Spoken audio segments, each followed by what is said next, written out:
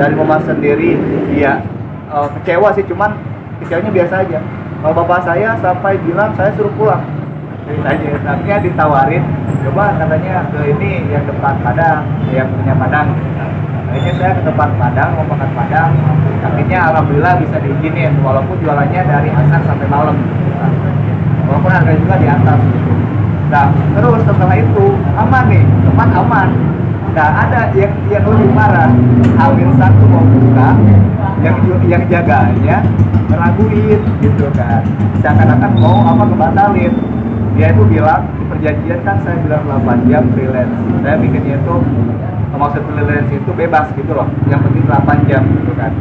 Nah, dia nyangkanya 6 jam. Artinya dari sana saya debat gitu kan, debat. Akhirnya ceritanya saya lagi di kantor, lagi kerja gitu kan. Akhirnya saya gak bales. Ya udahlah, ada apa azan zuhur, akhirnya saya sholat. Dari sana saya berdoa, berpasrah gitu. Soalnya udah banyak banget tantangan, dari mulai permodalan, dari mulai tim sendiri, dari mulai tempat gitu kan. Terus sekarang tambah lagi yang jaga gitu kan. Akhirnya saya pasrah, kalau ya Allah saya pasrah, saya yang jaga sendiri, gak apa-apa nanti gitu kan. Karena apapun itu, soalnya saya punya prinsip, kalau sudah punya target itu lakonin sampai dapat gitu kan, sampai itulah apa terrealisasi gitu kan. Akhirnya dari sana yang jaganya bilang ke saya, yaudah katanya bang nanti bicarain lagi aja katanya, nanti yang penting kita grand opening dulu gitu kan. Akhirnya jadilah grand opening. Ada satu masalah lagi, gerobak. Ini gerobaknya itu udah 2 minggu, bilang itu 3 hari jadi gitu kan. Terus ya, saya tanya, katanya nanti mas minggu nanti jadi. Saya tanya lagi pas hari Seninnya itu, hari Kamis mas jadi katanya, pasti belum jadi. Padahal saya mau grand opening hari Minggu. Saya tanya lagi, hari Kamisnya belum jadi juga, nanti katanya Sabtu gitu kan. Nah Jumat saya tanya, Jumat belum jadi juga. Akhirnya saya bilang, mas Minggu karena saya mau grand opening, jadi bukan usahakan, ini harus jadi, saya gak mau tahu gitu kan. Akhirnya si ibunya itu bilang, saya usahakan ya mas. Nah, dari sana saya benar-benar kesel, benar-benar jatuhnya frustasi lah. Tentunya ada teman yang ingetin gitu kan, ya pasti ada jalan gitu kan. Akhirnya saya tetap jalan gitu kan. Akhirnya saya diskusi juga di sini sama yang punya warung makan Padang. Ya udah pakai meja saya dulu aja kata jualannya. Akhirnya saya grand opening jadi pakai meja itu sendiri gitu, pakai meja biasa gitu kan. Cuma kan saya sudah promosi di media sosial udah banyak banget.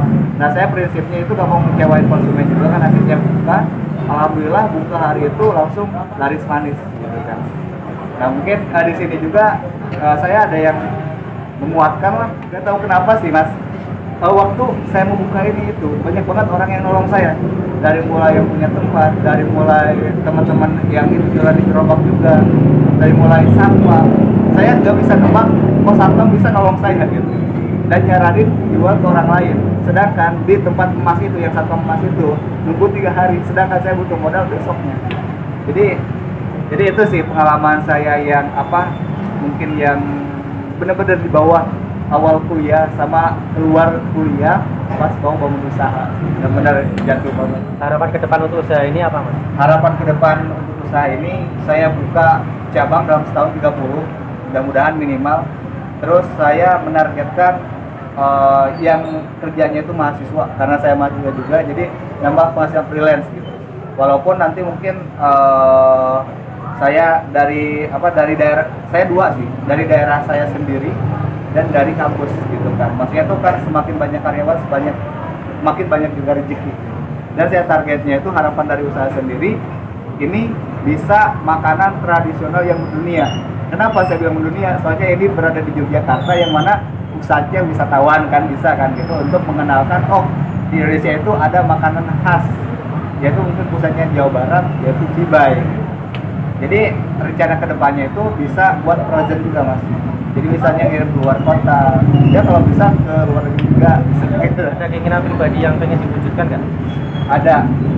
Yang pertama sih saya pengen, dari dulu sih pengen naik hajiin orang tua.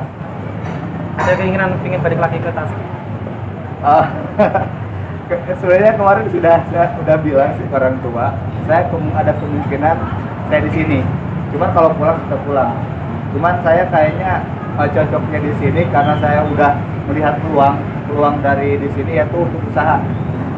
Target saya ke depannya itu setelah Cimahi saya buka dalam 1 tahun udah nyampe target segitu, saya mau lanjutin coklat saya, coklat yang mau itu targetnya. Mungkin ada saran buat pemula yang pengen usaha, Mas?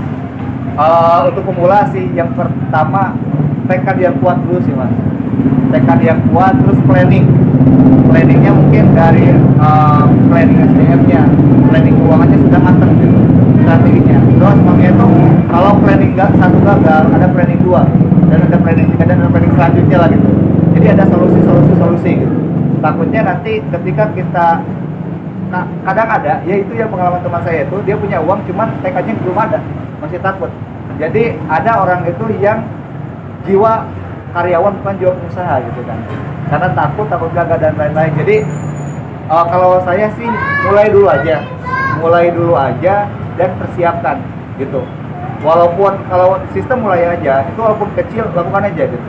Soalnya dari kecil itulah yang nanti akan jadi besar gitu. Oh ya Mas, perspektif kita. Waktu pertama kali mulai usaha gitu ada rasa takut gagal nggak Mas? Kalau takut saya enggak, sama sekali enggak. Saya udah pasrah, di sana udah pasrah. Kenapa? Kalau takut gagal karena saya udah melihat itunya Mas, pasarnya. Saya yakin, wah ini usaha pasti laku. Melihat dari mahasiswa di sini, anak muda di sini itu suka dengan makanan pedas, asin dan lain-lain. Jadi dari sana saya yakin dan saya juga punya bukan tekad, kepercayaan. Ketika kita berprasangka positif, otomatis yang dia suka juga positif. Gitu. Ketika kita sujud dengan takdir Allah kan, itu pasti terjadinya itu jelek. Artinya saya yakin, ya udah nanti yang penting saya usaha dulu, ikhtiar dulu. Serahnya itu ketika udah ikhtiar ya tawakal, serahkan semuanya kepada Allah. Ada tips-tips untuk memperlancar rezeki nggak Mas? Mungkin yang pertama ibadah tetap sih Mas. Yang pertama ibadahnya diperkuat ya untuk rezeki. Terus yang kedua hubungan sama manusia. Ternyata relasi itu menambah rezeki ternyata. Semakin banyak relasi semakin banyak rezeki itu. Terus banyakin sedekah gitu. Soalnya terkadang rezeki kita itu ada buat orang lain gitu. Contohnya saya dulu yang coklat itu punya tim. Itu alhamdulillah walaupun itu masuknya itu lewat saya kebanyakan. Nah setelah saya timnya keluar dan saya tinggal sendiri, itu jadi berkurang pemasukan itu. Ternyata di sana itu walaupun kita dapatnya ke kita, tapi kalau kita jalan sendiri jadi berkurang. Berarti di sana ada rezeki orang lain. Jadi yang pertama ibadah yang diperkuat, hubungan sama manusia dan rezeki yang diperluas, terus jangan lupa sedekah, terutama ridho orang tua sih itu. Jajan ini kalau jualannya ini dari jam berapa ini? Kalau jualannya Mas ini dari jam 4 sampai jam setengah 9. Soalnya saya sistem di sini tuh 6 jam jualan. Oh gitu. Kadang-kadang bukanya jam 5 juga, mentok-mentok jam 5 lah. Mentok-mentok jam 5. Tapi kalau misalnya hujan, paling maghrib gitu. Kadang-kadang tutup juga kalau hujan. Soalnya di sini saya lebih fleksibel, untuk karyawan saya fleksibel, menyesuaikan dengan dia dan menyesuaikan juga dengan keadaan. Nggak memberatkan karyawan. Lalu ini ada hari liburnya atau buka setiap hari terus gitu? Untuk libur saya 4 hari, 1 bulan 4 hari itu fleksibel. Cuman kalau sekarang kebanyakannya itu liburnya malam minggu. Cuman untuk bulan ini kemarin kan ada karyawan satu minta libur, cuman yang karyawan satunya lagi enggak, jadi full tiap hari buka. Oh gitu, jadi kebanyakan hari Sabtu ya malam ya? Iya, jam minggu. Cuman kalau sekarang udah libur, soalnya karyawannya masih bisa gitu. Iya.